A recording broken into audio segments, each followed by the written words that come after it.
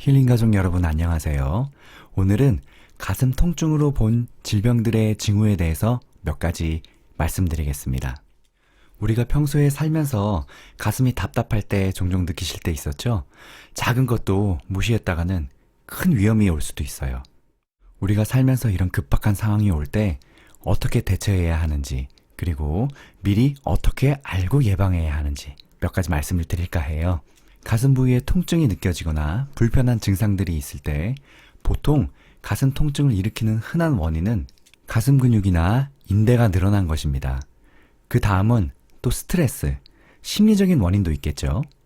하지만 가슴 부위는 폐와 심장 등 생명과 직결된 장기들이 모여있는 곳이기 때문에 이런 경우에는 가슴이 통증이 매우 심각한 결과를 초래할 수 있습니다.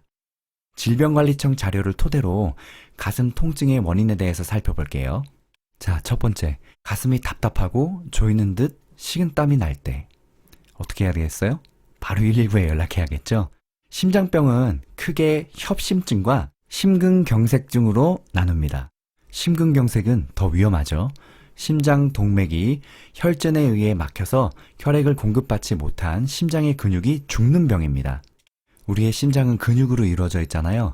이렇게 우리가 아령을 들듯 이렇게 움직이듯이 심장도 계속 근육 운동을 하고 있는 거예요. 다만 이 근육, 심장의 근육은 우리가 조절할 수 없는 불수의근이죠. 불수의근은 내 의지와 관계없이 스스로 움직이는 근육들을 말합니다. 내장을 이루는 근육과 심장근이 이게 속하죠. 반대로 우리의 의지대로 움직일 수 있는 팔이나 다리나 이런 근육들은 다 반대로 수의근이라고 해요.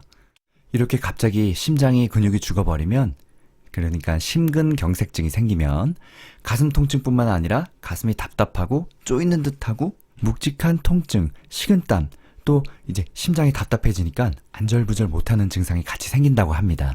또한 이런 통증은 목과 왼쪽 팔로 동시에 같이 퍼질 수도 있다고 해요. 심장이 왼쪽에 있으니까 왼쪽 팔이 또 이렇게 같이 퍼질 수 있나 봐요. 이런 심근경색이 위험한 이유는 40%는 바로 사망하기 때문입니다. 10%는 병원에서 치료하다가 사망하고 50%만 생존할 수 있다고 합니다. 생명을 위협하는 응급상황이므로 119에 연락해 심장 관련 병원으로 직행해야 합니다. 요즘은 대부분 아파트 1층의 엘리베이터 옆에 보면 심장 제세동기가 설치되어 있는 경우를 많이 보셨을 거예요. 119도 올 때 시간이 걸리니까 그 전에 더 급박한 상황일 때 사용하라고 놔둔 거겠죠? 자, 두 번째, 증상이 사라졌다가 다시 올 경우 즉시 병원에 가야 합니다. 폐색전증 대동맥 박리도 생명을 위협할 수 있습니다. 빨리 응급실로 가서 원인을 밝히고 치료를 시작해야 합니다. 간혹 심각한 가슴 통증이 있다가 사라질 수도 있는데 이런 경우에도 빨리 응급실로 가야 합니다. 대동맥 박리의 경우 증상이 없어졌다가 다시 올 때에는 사망으로 이어질 수 있다고 해요. 일상적인 활동이 어려울 경우에도, 심한 흉통인 경우에도 단 몇 분 동안만 증상이 있더라도 즉시 병원에 가야 합니다. 자, 세 번째, 쥐어짜거나 짓누르는 듯 가슴이 아픈 경우, 협심증입니다. 심장으로 가는 혈액이 줄어들면 가슴 통증이나 불편감이 생깁니다. 앞가슴에서 왼쪽 가슴으로 발생하며 쥐어짜거나 짓누르는 듯한 느낌이 듭니다. 심장 근육에 혈액을 공급하는 심장 동맥벽에 노폐물이 쌓이면서 혈관이 좁아진 협심증이 원인일 수 있다고 해요.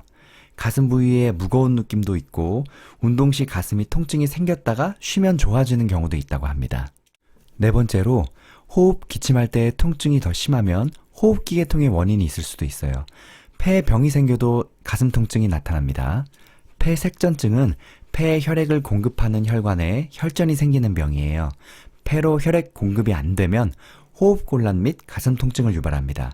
폐를 둘러싼 막에 염증이 생기는 흉막염은 숨을 들이마시거나 기침을 할 때 통증이 더 심해진다고 해요. 또 열이 같이 나기도 하고요.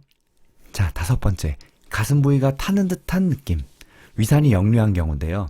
위식도 역류병 혹은 역류성 식도염도 가슴 통증을 유발할 수 있다고 합니다. 위산이 식도로 역류해 식도 점막에 염증을 일으키거나 식도 근육의 경련을 일으키는 병입니다.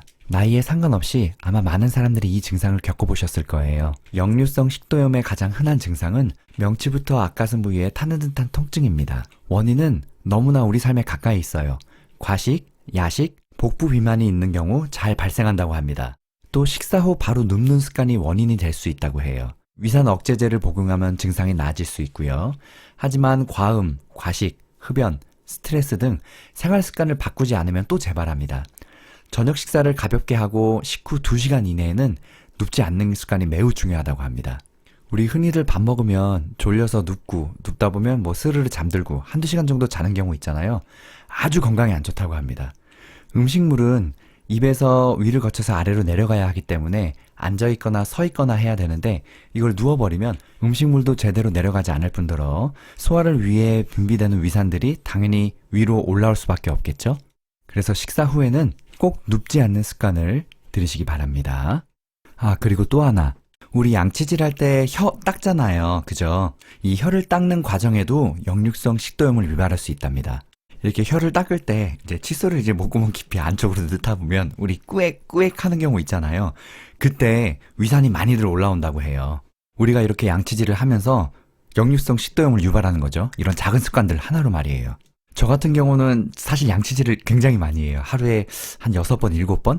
저는 밖에 나갈 때도 항상 칫솔책을 챙겨서 다니고요. 그냥 잊을만 할 때쯤에 수시로 양치질을 합니다. 우리가 이렇게 혀를 닦을 때마다 역류성 식도염을 언제든지 수시로 유발할 수 있다는 거죠. 그래서 앞으로 여러분들 양치질 하실 때도 이런 작은 행동 하나하나에 언제든지 질병이 발생할 수 있다는 걸 꼭 명심하셔야 해요. 자, 6번째로 숨을 깊게 쉬거나 몸을 움직일 때도 가슴 통증이 있는 경우 가슴 근육이나 뼈에 이상이 있을 수도 있습니다. 가슴 통증을 일으키는 가장 흔한 원인은 근육, 뼈의 이상 때문입니다. 가슴을 이루고 있는 근육이나 근육막이 늘어나면 숨을 깊게 쉬거나 몸을 움직일 때, 가슴을 누를 때 통증을 느낄 수 있습니다. 가슴 부위의 근골격계 질환은 가슴을 부딪히거나 갑자기 움직이다가 삐끗할 때 나타납니다. 운동하다가 근육을 갖추는 경우가 상당히 많이 있잖아요. 예를 들어서 골프 칠 때 순간적으로 신체 해동이 빠르게 강하게 움직이는 경우에 가슴 근육이나 허리 근육이 손상되는 염좌, 갈비 연골염이 생길 수도 있습니다. 우리가 운동하거나 가볍게 움직이다가 근육을 삐끗했을 때 왜 근육이 놀랬다고 하죠? 바로 이런 경우입니다. 또 겨울철에 얼음판이나 눈길에 미끄러져서 갑자기 넘어졌을 때 안 쓰던 근육들이 확 놀랬을 때도 가슴이 답답해질 수가 있죠.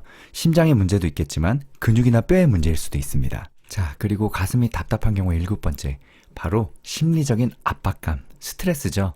스트레스는 그야말로 만병의 근원이라잖아요. 심리적으로 압박감을 느끼고 있거나 스트레스가 심하면 가슴이 답답하고 통증이 오는 경우가 있습니다. 아무 이유 없이 심장이 뛰며 어지럽고 막 숨이 멎을 것 같은 느낌이 있으면 공황장애를 의심할 수도 있어요. 공황장애는 전에도 갑자기 놀라거나 불안감을 야기한 사건을 경험한 적이 있는 사람들에게 많이도 발생합니다. 또 언제 발생해요?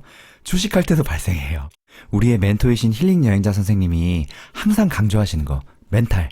여러분 다 알고 계시죠? 정신이 육체를 지배한다고 하잖아요. 이렇게 심리적 압박이나 스트레스 받는 일이 생기면 정말 손에도 아무것도 안 잡히고 안 다칠 수 있는 경우에도 다치는 경우도 있어요.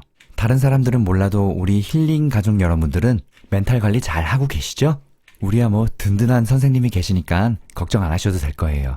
선생님한테도 도움 받고 우리 또 댓글들을 함께 하면서 우리 같은 힐링 가족끼리 서로도 도움을 받고 이렇게 멘탈 관리를 잘 하시면 스트레스 받을 일 없으실 거예요.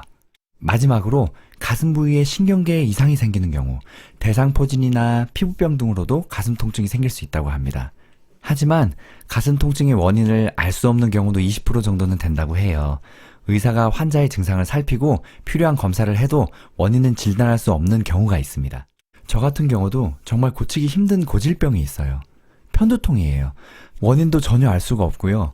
일주일에 한 번 정도 가끔씩 이렇게 편두통이 시작되면 이제 두통약을 2알, 3알 먹어도 안 느는 경우가 많더라고요. 몇 년 동안 그렇게 아플 때마다 두통약을 먹고 버티다가 야, 뇌에 문제가 생긴 거 아닌가? 도저히 안 되겠다. 큰 병원을 가봐야겠다. 그래서 120만 원인가 주고 MRI를 한번 찍어봤어요. 근데 의사 선생님이 하시는 말이 뇌에 아무 문제 없다고 신경정신과로 가보라고 하시더라고요. 그 스트레스라고 하시면서 제 뇌 MRI 사진이 교과서에 실어도 될 정도로 깨끗하대요. 그러니까 이런 것들 다 이제 스트레스가 원인이지 않을까 싶어요. 자, 지금까지 가슴 통증으로 본 질병 징후들에 대해서 알아봤습니다. 가슴 통증 같은 경우는 우리가 살면서 언제든지 느낄 수 있는 증상이기 때문에 대수롭지 않게 그냥 넘어가는 경우가 많은데요. 젊으신 분이든 나이 드신 분이든 할 건 없이 가볍게 넘어가서는 절대 안 되는 병들이에요. 이렇게 생활하면서 가슴이 답답하다. 그런데 이런 증상이 조금씩 자주 반복된다. 한다면 반드시 병원에 가서 꼭 검사를 맡아보시기 바랍니다. 멘탈 관리도 잘 하시고요. 스트레스 받지 마시고 즐겁고 건강하게 하루하루 보내시기 바랍니다. 아, 그리고 식사 후에 눕는 습관 절대 하지 마세요. 아까 말씀드렸죠? 역류성 식도염. 아, 이건 저부터 잘해야겠네요. 밥만 먹으면 눕고 싶고요. 낮잠 자고 싶어요. 밤잠 또 자고 싶고. 절대 그러지 맙시다. 힐링 가족 여러분, 사랑합니다. 좋은 하루 되세요. 건강하세요. 감사합니다.